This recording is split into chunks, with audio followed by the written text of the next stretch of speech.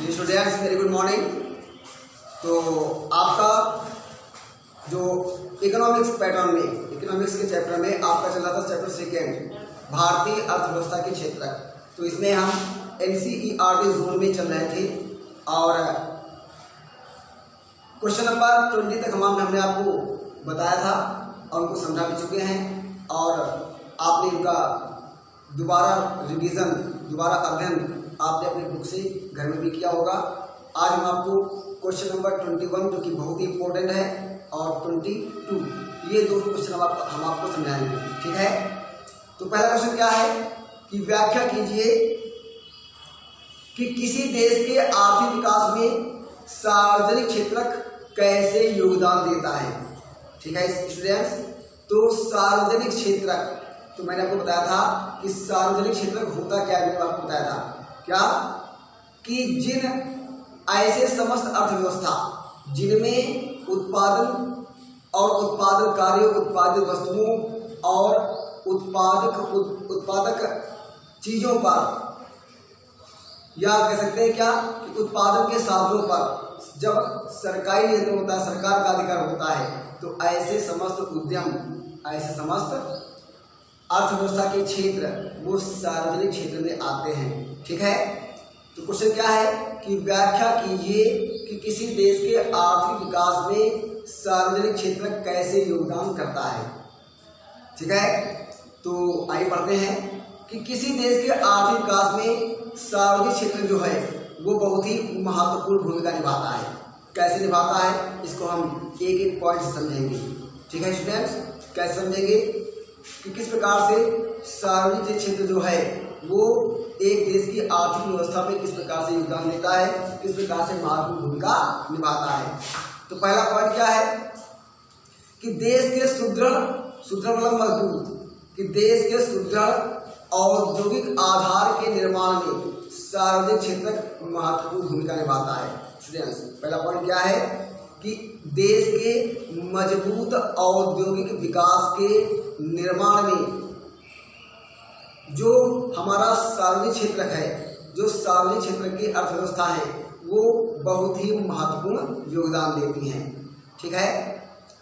दूसरा पॉइंट क्या है, क्योंकि यह जो हमारा जो सार्वजनिक क्षेत्र है वो देश की अर्थव्यवस्था को डेवलप करने के लिए, देश की अर्थव्यवस्था का विकास करने के लिए यही हमारा आधार प्रदान करती है। क्योंकि जो निजी क्षेत्र के उद्योग धंधे होते हैं, जो निजी क्षेत्र की अर्थव्यवस्था है वो उनका उद्देश्य केवल लाभ कमाना होता है, ठीक है।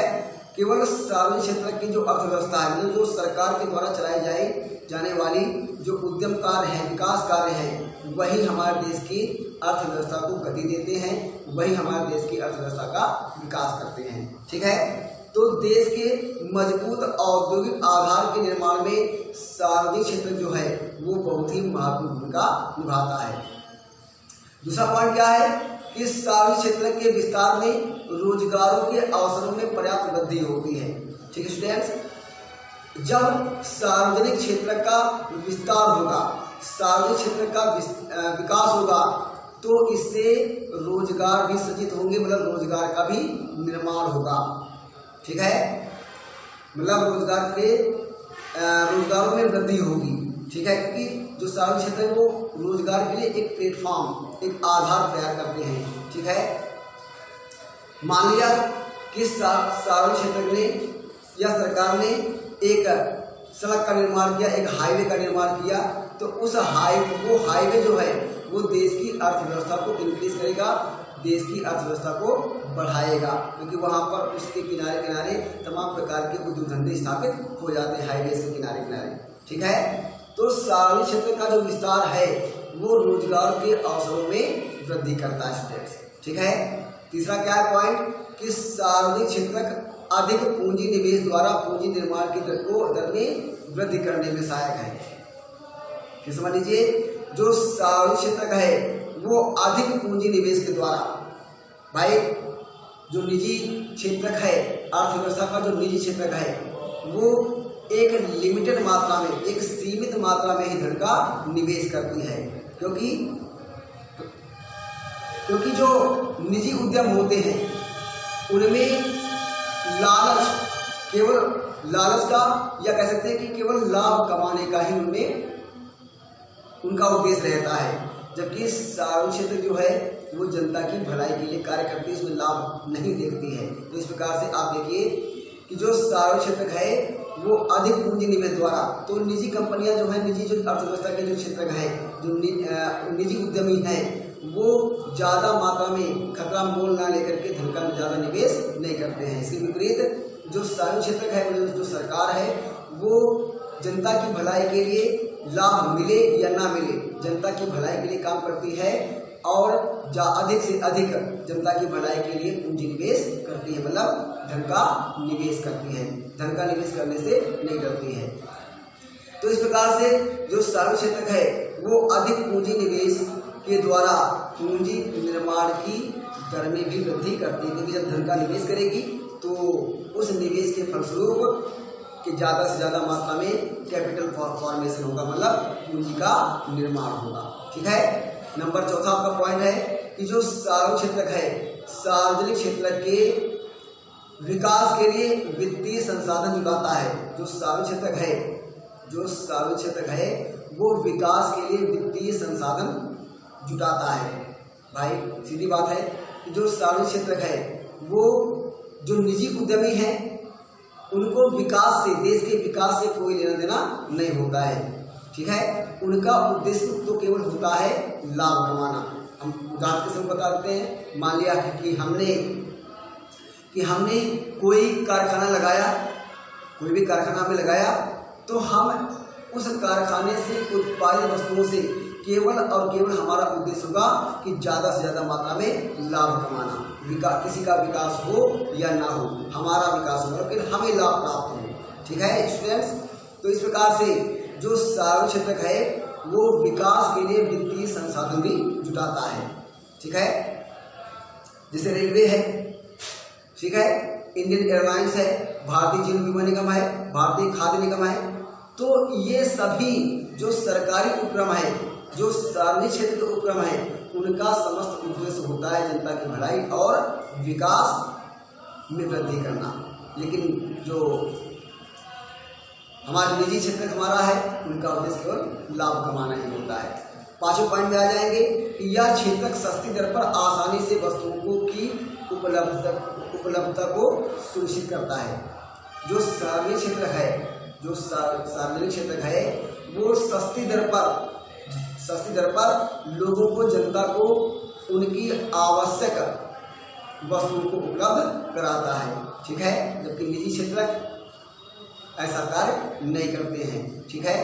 जैसे मान लिया आप बोल लीजिए भारतीय खाद्य निगम, तो अब भारतीय खाद्य निगम जो है वो जनता को सस्ती दर पर राशन उपलब्ध कराती है और सस्ती दर पर अन्य चीज़ों को भी सरकारी दुकानों के माध्यम से उपलब्ध कराती है। उदाहरण के लिए हम आप ले लेते हैं क्या कोटा प्रणाली, जो हमारी सार्वजनिक वितरण प्रणाली है। ठीक है। ये क्या करती शासन है कि सार्वजनिक वितरण प्रणाली के माध्यम से सरकारी सस्ते गल्ले या राशन की दुकानों के माध्यम से जनता को सस्ती दर पर राशन उपलब्ध कराती है। ठीक है। तो इस प्रकार से यह क्षेत्र जो है वो सस्ती दर पर लोगों को अपनी आवश्यक वस्तुओं को आसानी से उपलब्ध कराती है। इसके बाद जो छठा आपका पॉइंट है वो क्या है कि यह संतुलित प्रादेशिक विकास को प्रोत्साहित करता है। जो सार्वजनिक क्षेत्र है वो संतुलित प्रादेशिक विकास को प्रोत्साहित करता है। कैसे? केंद्र सरकार जो है वो राज्य सरकारों को विभिन्न प्रकार के फंड प्रदान करती है ताकि हर एक राज्य जो है वो अपने राज्य में विकास कार्य कर सके और राज्यों का विकास हो सके। और जब राज्यों का विकास होगा तो देश का अपने आप विकास हो जाएगा। ठीक है। इसके बाद आपका सातवां पॉइंट क्या है कि यह आधारभूत संरचनाओं के निर्माण एवं विस्तार द्वारा तीव्र आर्थिक विकास को प्रेरित करता है। ठीक है स्टूडेंट्स। यह आधारभूत संरचनाओं के निर्माण एवं विस्तार द्वारा तीव्र आर्थिक विकास को प्रेरित करता है। ठीक है। जो हमारा सार्वजनिक क्षेत्र है, जो हमारा सार्वजनिक क्षेत्र है वो आधारभूत संरचनाओं का निर्माण करता है। आधारभूत संरचनाएं क्या है? सड़क है, पुल है, ठीक है, संचार सेवाएं हैं, बीमा योजनाएं हैं, ठीक है, और बैंकिंग प्रणाली है, ये सभी हमारी आधारभूत संरचनाएं हैं। परिवहन के साधन हैं, ठीक है, परिवहन सेवाएं हैं, ये सभी हमारे आधारभूत संरचनाएं हैं। जब इनका विकास होगा तो क्या होगा? जब इनका विकास होगा तो देश को आर्थिक विकास में सहायता मिलेगी। परिवहन है, ठीक है, जब देश में परिवहन सेवाएं अच्छी होंगी तभी लोग एक दूसरे से एक स्थान से दूसरे स्थान पर आसानी से अपने आर्थिक कार्यों के लिए जा सकेंगे। और साथ साथ में जब सड़कों का निर्माण होगा, जाने के लिए सड़कें चाहिए, तो जब सड़कों का अच्छा विस्तार होगा, ठीक है, तो एक वस्तु को दूसरे स्थान पर वस्तु को भेजने में आसानी रहती है, सहायता मिलती है, ठीक है। इसी प्रकार से संचार सेवाएं, ठीक है, व्यापारिक गतिविधियों को पूरा करने के लिए, कंप्लीट करने के लिए संचार सेवाओं की भी आवश्यकता होती है, क्योंकि कोई भी हमें व्यापारिक कार्य करना है एक स्थान से दूसरे स्थान पर, तो आसानी से संचार सेवा मतलब मोबाइल और टेलीफोन के द्वारा हम वस्तुओं की डील कर सकते हैं, खरीदने और बेचने की डील कर सकते हैं, मतलब खरीदने और बेचने का समझौता कर सकते हैं। यहाँ से वहाँ में जाने के लिए समय बर्बाद नहीं करना पड़ता है, ठीक है स्टूडेंट्स। इसी प्रकार से बीमा कंपनियां हैं, तो अनेक उत्पादों के लिए, है ना, कंपनियां जो हैं वो बीमा करती हैं। जैसे मान लिया कि आप देख लीजिए, अब तो सरकार ने फसल बीमा योजना भी शुरू की है कि अगर किसी किसान ने कोई फसल बोई है तो अगर वो नष्ट हो जाती है, अगर वो किसान बीमा करा लेता है अपनी फसल का, तो अगर उसको उस फसल के नष्ट हो जाने पर सरकार उसको मुआवजा भी देती है। तो इस प्रकार से आप देख लीजिए कि जो आधारभूत संरचनाएं हैं, ठीक है, सार्वजनिक क्षेत्र जो है वो आधारभूत संरचनाओं को का निर्माण करता है और उनके विस्तार से तीव्र आर्थिक गति को प्रदान करता है, ठीक है। इसके बाद आते हैं हम अपने आठवें पॉइंट में कि यह अर्थव्यवस्था, जो सार्वजनिक क्षेत्र की अर्थव्यवस्था है, वो निजी अर्थव्यवस्था के एकाधिकार को समाप्त करता है, ठीक है। जो सार्वजनिक क्षेत्र है हमारा, सार्वजनिक क्षेत्र की जो अर्थव्यवस्था है वो निजी अर्थव्यवस्था के एकाधिकार को समाप्त करती है, मतलब लोगों की, बड़े बड़े उद्यमियों की मनमानियों को समाप्त करता है, ठीक है। इसके बाद आपका आता है पॉइंट नंबर 9 कि जो सार्वजनिक क्षेत्र है वो लघु और कुटीर स्तर के उद्योगों को भी प्रोत्साहित करता है। भाई सरकार जो है छोटे छोटे उद्योगों को लगाने के लिए हमें धन उपलब्ध कराती है, कुटीर उद्योगों को लगाने के लिए हमें धन उपलब्ध कराती है, ठीक है। तो आधारभूत लघु उद्योग और कुटीर उद्योग को भी सार्वजनिक क्षेत्र जो हमारा है उसको प्रोत्साहित करता है। इसके बाद 10वां पॉइंट क्या है कि यह आय और संपत्ति की समानता लाता है। मतलब यह है कि जो हमारा सार्वजनिक क्षेत्र है वो धन का केंद्रीकरण रोकता है। आप जानते हो निजी अर्थव्यवस्था में धन का केंद्रीकरण कुछ ही हाथों में चला जाता है। अमीर लोग ज़्यादा अमीर होते चले जाते हैं और गरीब लोग ज़्यादा गरीब होते चले जाते हैं। लेकिन सार्वजनिक क्षेत्र जो है वो इस प्रक्रिया को समाप्त करता है। ये आय और संपत्ति में समान रूप से बंटवारा करता है और सभी लोगों में आर्थिक समानता लाता है, ठीक है। इसके बाद आपका 11 पॉइंट है कि इस देश के सार्वजनिक उद्यम विदेशी आयातों पर हमारी निर्भरता को कम करने में सहायक होते हैं, ठीक है। मतलब ये है कि जो सार्वजनिक क्षेत्र की अर्थव्यवस्था है वो विदेशी, ठीक है, विदेशी वस्तुओं के आयात पर हमारी निर्भरता को कम करता है, ठीक है। आप देख रहे हैं जैसे अभी चल रहा है आपका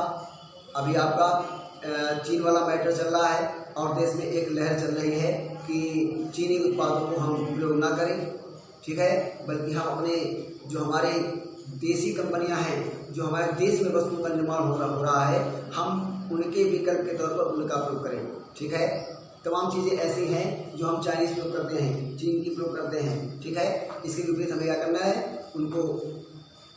उनका बहिष्कार करना है और स्वदेशी को अपनाना है। तो जो सार्वजनिक क्षेत्र की अर्थव्यवस्था है वो विदेशी वस्तुओं को या विदेशी वस्तुओं को आयात करने की निर्भरता को कम करता है, ठीक है। एक बार सारे के सारे पॉइंट्स हम एक बार आपको फिर से बताते हैं कि जो सार्वजनिक क्षेत्र का जो है कि देश के आर्थिक विकास में सार्वजनिक क्षेत्र का योगदान क्या है। नंबर 1 पॉइंट है, देश के सुदृढ़ औद्योगिक आधार के निर्माण में सार्वजनिक क्षेत्र महत्वपूर्ण भूमिका निभाता है। नंबर 2 पॉइंट क्या है, सार्वजनिक क्षेत्र के विस्तार से रोजगारों के अवसरों में पर्याप्त वृद्धि होती है। नंबर 3 पॉइंट क्या है, सार्वजनिक क्षेत्र आर्थिक पूंजी निवेश द्वारा पूंजी निर्माण की दर में वृद्धि करता है। नंबर 4 पॉइंट क्या है, सार्वजनिक क्षेत्र विकास के लिए वित्तीय संसाधन जुटाता है। 5वां पॉइंट क्या है कि सार्वजनिक क्षेत्र सस्ती दर पर आसानी से वस्तुओं की उपलब्धता को सुनिश्चित करता है। आपका 6वां पॉइंट क्या है, सार्वजनिक क्षेत्र संतुलित प्रादेशिक विकास को प्रोत्साहित करता है।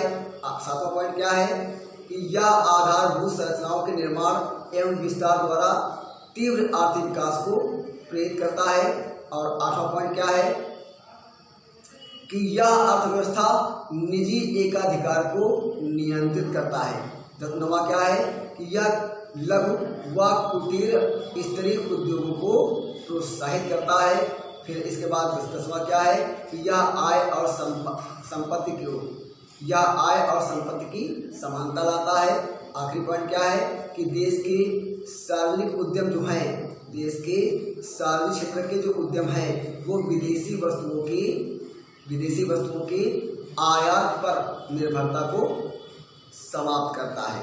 जो हमारा सार्वजनिक क्षेत्र है, जो हमारा सार्वजनिक क्षेत्र की अर्थव्यवस्था है वो विदेशी वस्तुओं के आयात पर हमारी या विदेशी वस्तुओं पर निर्भरता को हमारी समाप्त करता है। अगर हम स्वदेशी अपनाएंगे तो विदेशी वस्तुओं की हमें आवश्यकता नहीं रहेगी। ठीक है। क्वेश्चन नंबर 22 आपका है कि असंगठित क्षेत्र के श्रमिकों को निम्नलिखित मुद्दों पर संरक्षण की आवश्यकता है, जैसे मजदूरी, सुरक्षा और स्वास्थ्य। ठीक है, उदाहरण के साथ हमें बताना है, व्याख्या करना है। तो आप जानते हो कि जो श्रमिक होते हैं, जो मजदूर होते हैं, वो 2 प्रकार से काम करते हैं, संगठित रूप से और असंगठित रूप से। यह हमने आपको इसी चैप्टर में पहले भी समझा चुके हैं। ठीक है। तो संगठित क्षेत्र क्या है, तो संगठित क्षेत्र की मजदूरी में वे मजदूर काम करते हैं जिनका रजिस्ट्रेशन होता है या जिनका पंजीकरण होता है, उनके काम के करने के घंटों का निर्धारण होता है, उनका शोषण नहीं होता, उनको स्वास्थ्य और सुरक्षा जैसी तमाम प्रकार की सुविधाएं प्रदान होती हैं, आवास की सुविधाएं प्राप्त होती हैं। इसके विपरीत असंगठित क्षेत्र के मजदूरों को या श्रमिकों को ऐसी किसी भी प्रकार की सुविधा प्राप्त नहीं होती है। ना ही उनके काम के घंटों का निर्धारण होता है, ना ही उनकी निश्चित मजदूरी निर्धारित होती है, ना ही उन्हें स्वास्थ्य और सुरक्षा जैसी सुविधाएं प्राप्त होती हैं, ना ही उन्हें कंपनियों के द्वारा आवास और बीमा जैसी सुविधाएं भी प्राप्त होती हैं। ठीक है, ऐसी उन्हें किसी भी प्रकार की सुविधा प्राप्त नहीं होती है। तो इसलिए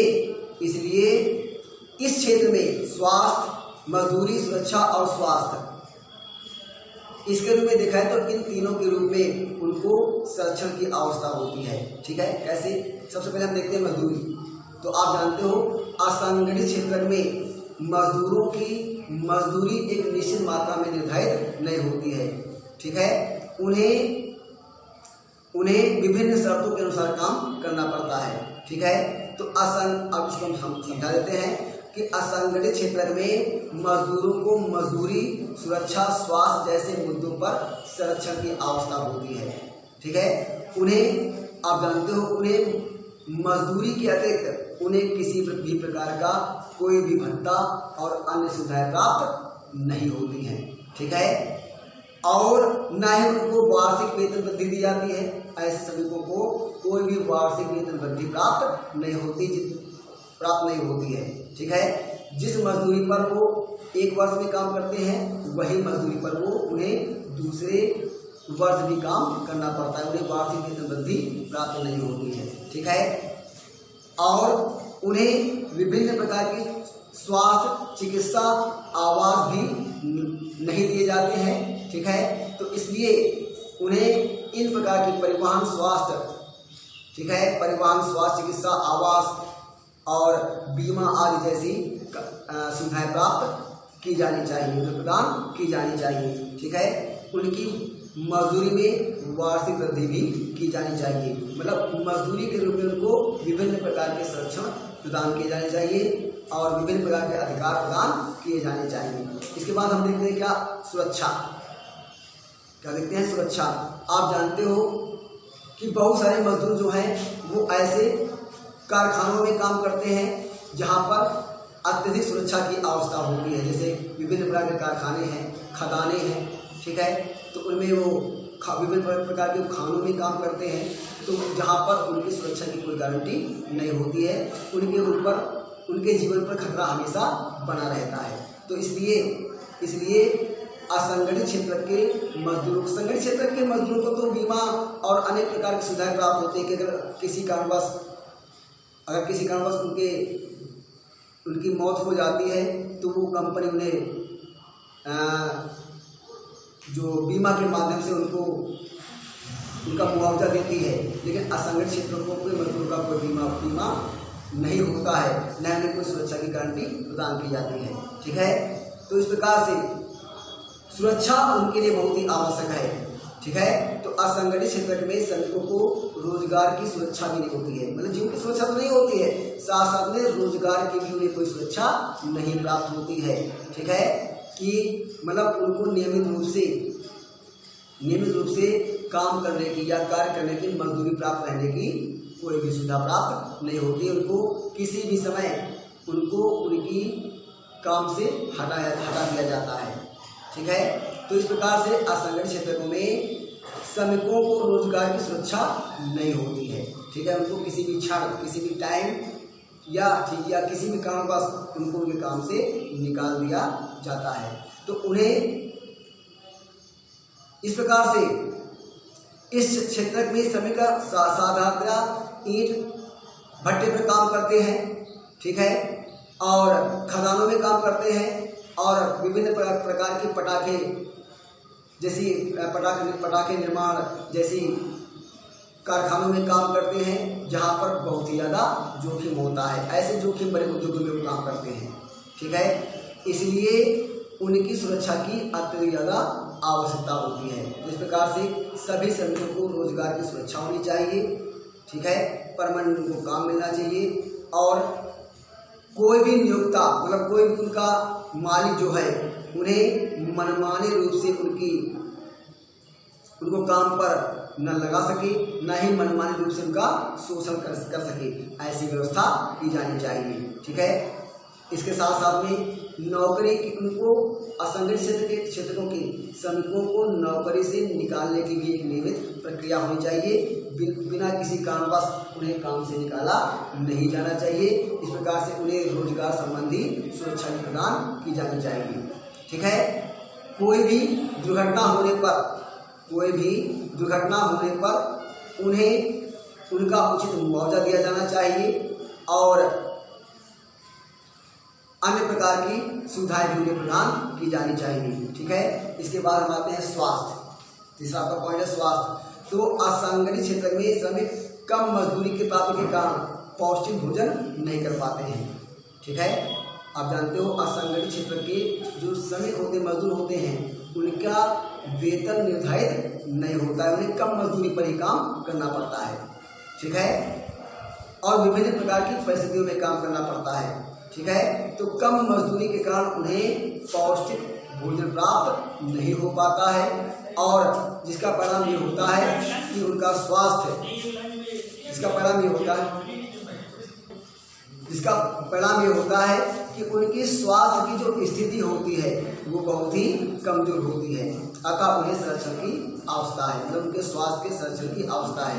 तो इस कार्य के लिए, इस हेतु सभी श्रमिकों एवं कर्मचारियों को सेवा के दौरान, सेवानिवृत्ति के पश्चात भी स्वास्थ्य सुविधाएं प्रदान की जानी चाहिए और अन्य सुविधाएं प्रदान किया जाना चाहिए, जैसे शिक्षकों, डॉक्टरों, लिपिकों आदि लोगों को स्वास्थ्य सेवाएं फ्री या मुक्त रूप से बिना किसी चार्ज के, बिना किसी पैसे के उपलब्ध कराई जाती हैं। तो ऐसे ही असंगठित क्षेत्रों के मजदूरों को भी स्वास्थ्य सुविधाएं प्रदान की जानी चाहिए। ठीक है, तो ये 2 क्वेश्चन हमने आपको समझाए हैं। पहला क्वेश्चन क्या था कि व्याख्या कीजिए कि किसी देश के आर्थिक विकास में सार्वजनिक क्षेत्र कैसे योगदान करता है। ये हमने आपको पहले बताया पॉइंट के माध्यम से। फिर दूसरा का क्या दिया कि असंगठित क्षेत्र के श्रमिकों को निम्नलिखित मुद्दों पर संरक्षण की आवश्यकता होती है। कौन कौन से वो मुद्दे हैं? मजदूरी, सुरक्षा और स्वास्थ्य। इसको भी हमने आपको अच्छी तरीके से समझाया और आप इन दोनों क्वेश्चन को बहुत ही इम्पोर्टेंट है, ये आपके चैप्टर 2 में आपको मिल जाएंगे और आप इसको अपने घर में भी अध्ययन कर सकते हो। ठीक है, आगे हम आपको अपने अगले वाले वीडियो में बताएंगे। Till then good bye.